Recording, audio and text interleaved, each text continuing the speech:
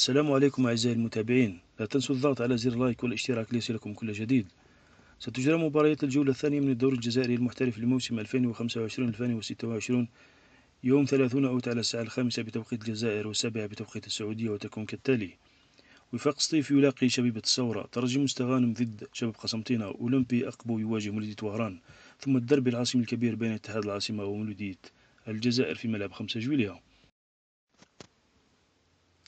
كما سيواجه الصاعد الجديد مستقبل الرويسات مولودية البيض، أولمبي شلف ضد اتحاد خنشلة، شباب الوزداد ضد نادي بارادو، ونجم بن عكنون يواجه شبيبة القبائل.